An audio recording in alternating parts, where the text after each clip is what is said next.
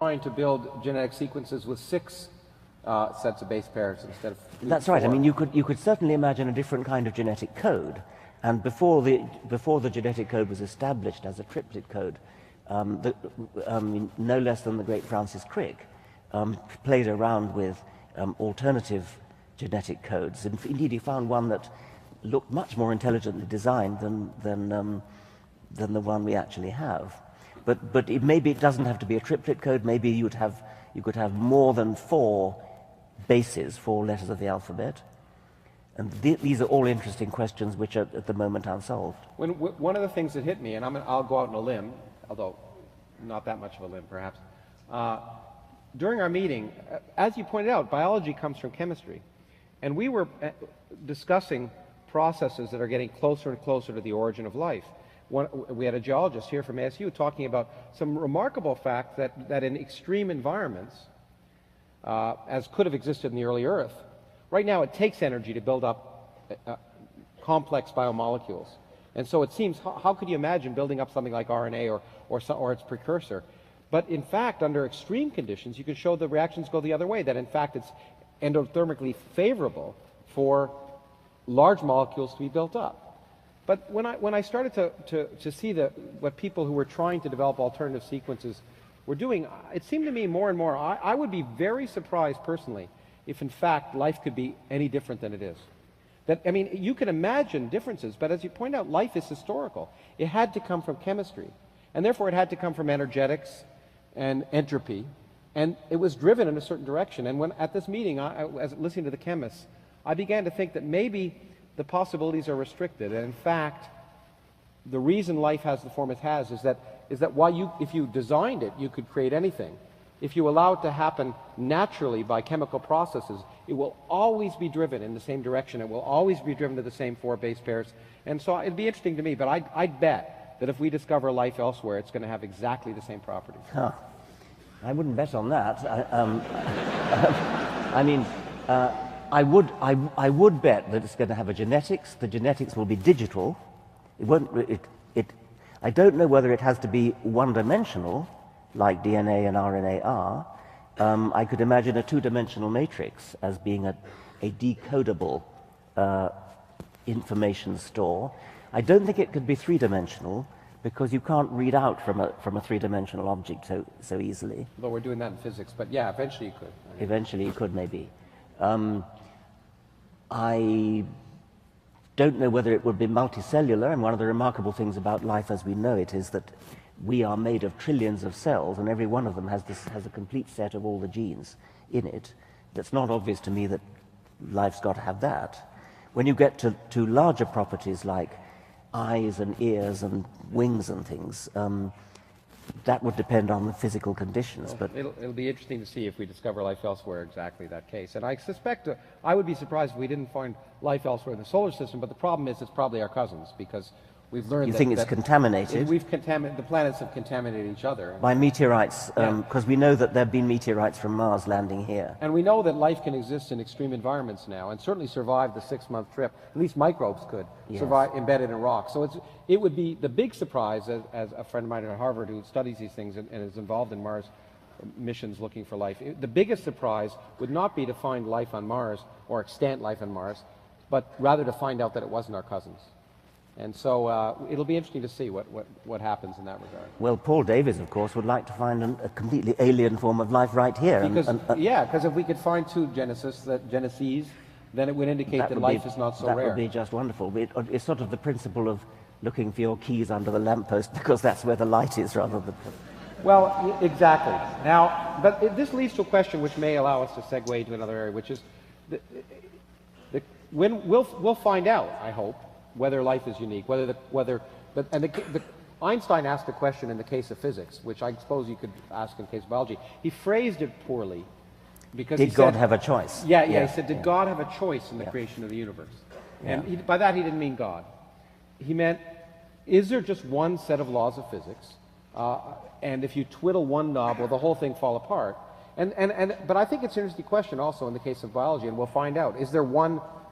Did God have a choice in the creation of life in that sense? Is there one is there Well, one? we've talked about that, and you've come down heavily on one extreme, which is that there is no choice, and I came down on a slightly less extreme. But going to the physics question and the idea that the physical constants, whatever it is, half a dozen or so numbers, which physicists can't explain at the moment, but just simply accept as physical constants, if you twiddle those knobs, and you get a different, would you get a different kind of universe? Would you get no universe at all? Is there only one way for a universe to be?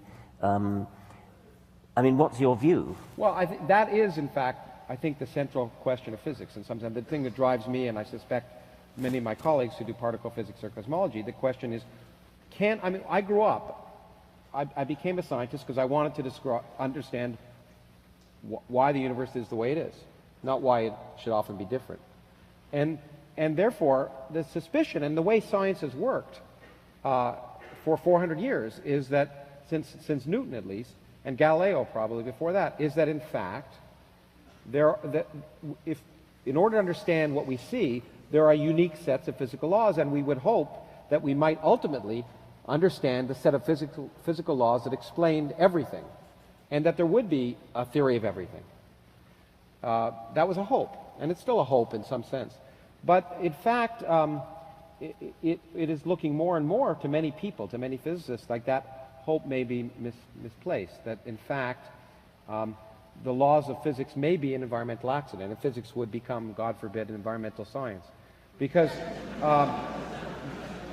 and the reason is this one discovery, which is really the reason I wrote the new book in some sense, the most inexplicable discovery in the last century, the fact that empty space has energy.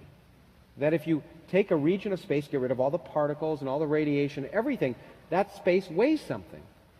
There's nothing there, but it has energy. And it's changed everything about the future of the universe and the present, and maybe we'll talk about it. But it is something that is so inexplicable that physicists have latched on a possible solution, which is very unpalatable to many of us, but may be true. Why does empty space have the energy it does? We don't have any idea. In fact, it flies in the face of all fundamental calculations we can perform. If we perform fundamental calculations, we predict a number that's 120 orders of magnitude wrong. It's the worst prediction in all of physics, so we never used to talk about it. But in fact, there may be another explanation, and that is if the energy of empty space were much bigger, see, if you put energy in empty space, it's gravitationally repulsive. It blows, it doesn't suck. Okay? And that means that it's causing the current expansion of the universe to speed up, which is unprecedented, was almost unbelievable. But that means, well, and we'll talk about what it means for the future, but if the energy were much greater, then the universe would have started speeding up much earlier. And in fact, it would have started speeding up before galaxies formed. And that gravitational repulsion would have caused matter to move apart before it could collapse into galaxies. And that means there'd be no galaxies. But if there are no galaxies, there'd be no stars. If there are no stars, there'd be no planets. If there are no planets, there'd be no astronomers. And so the universe is the way it is because astronomers are here to measure it, is the argument. And it sounds funny, but it's actually maybe true.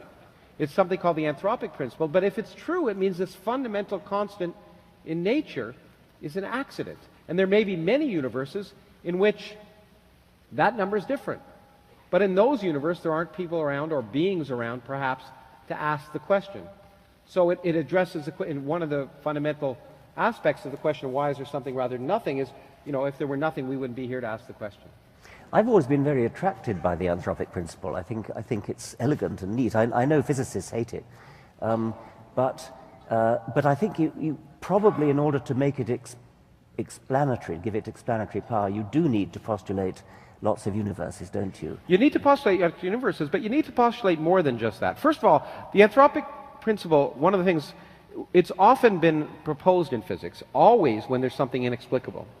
And historically, at least, throughout the last century, there have been a number of times in the evolution of stars it looked like the parameters of physics had to be fine-tuned so you could make carbon and get, beyond helium. And it looked like, well, that has to be fine-tuned, and maybe it's anthropic. Maybe it's just a number that, if it were any different, we wouldn't be here. But every time that's happened, we've actually come up with a fundamental theory that explained it. Now, that doesn't mean it's going to happen this time. But the anthropic principle, in order to be predictive, has to be, you have to assume many universes, but you have to assume that you know the probability distribution for the parameters. Otherwise, you don't know, you can't predict the likelihood that we'll be here. And you have to know which parameters are fixed by fundamental laws and which ones can vary, and we don't know that. And the other thing that it really assumes, which is really not at all clear, and it comes back to biology, is that we are typical. Because if we're not typical, it could be, we don't know the varieties of life that can exist. And it could be if the laws of nature were very different. You wouldn't form stars, you wouldn't form planets, but we don't know that you wouldn't form life. So you have to assume for the anthropic principle to be operational that we are typical of life forms in the universe. And that is an incredible assumption that I think is not at this point warranted. So that's my big problem with the anthropic principle, is that we don't know in any sense that we're typical. And in fact, I've argued to some of my colleagues that if you use that typicality argument, we'd be having this discussion underwater. Because most of the Earth is covered in water. And if you ask where should life, intelligent life naturally arise, it should be in water, because that's more probable. And so we're certainly not, at least the kind of life that can carry on this conversation doesn't exist in water. Whether there's intelligence in dolphins or others is something to be discovered. And so there are a lot of hidden assumptions, and the problem is it's hard to test them unless you have many different examples of life, or in some cases, unless you have many universes. And when it comes to cosmology, unlike potentially, well, with biology, we're suffering from the fact that we only know of life on Earth. And therefore, we make lots of speculations about the kind of life that might exist. In physics, in cosmology, we have a much bigger problem. We live in one universe. Well, most of us do. Again, except the Republican candidate. And that means we may forever have limits on our knowledge. And one of the things I try to talk about in my book, and one of the things that fascinates me, is we have made such progress that we may be pushing up against those limits right now. There may be fundamental scientific questions that we want to know the answer to that we never can get an empirical answer to, because we're stuck either living 13.7 billion years after the Big Bang, and maybe if we lived earlier or later, we would have access to information we don't have, because we could talk about the fact that in the future there'll be much less information, or the fact that we just live in one universe and we can't access the locus of all possible universes. And one of the things that fascinated me about your book is this idea that we live, as you put it, in a very propitious time, because if we lived, I don't know, a trillion years later, the universe would have deleted all traces of its origins, of its progenitors that we can detect, because we happen to be living at this time when light can still reach us from other galaxies, whereas if we lived in a trillion years' time, the galaxies would have receded beyond the horizon where we could detect them.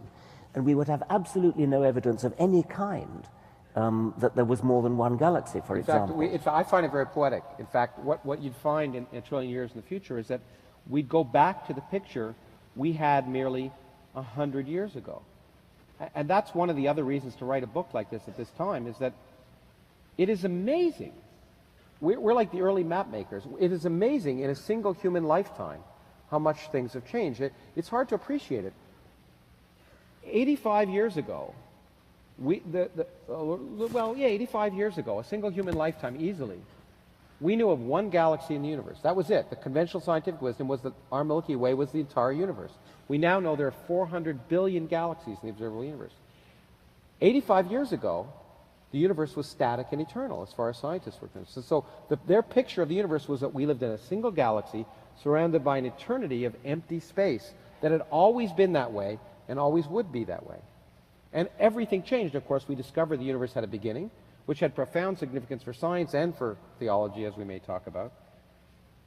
And if you go in the far future, what is kind of remarkable to me is that beings who live on what will be the Milky Way galaxy, because we're going to collide with our neighbors and we'll form some big, not a nice spiral galaxy, but probably something called an elliptical galaxy. But there'll be stars around in 2 trillion years, stars like our sun, that therefore have solar power, and there'll be organic molecules, and there'll be planets around them, and therefore you could imagine life forming around those stars. But astronomers who will discover the laws of physics, they'll discover general relativity, they'll discover electromagnetism, they'll discover quantum mechanics, and they'll do the best experiments they can do. They'll build telescopes, and they'll come up with a picture which is completely wrong. They'll come up with a picture which is identical to the picture we had. Just one galaxy, and that's it. Yeah. So we are lucky, and, Yeah. and in fact, I like to say we live at we're fortunate to live at a very special time. The only time when we can know we're living at a very special time. But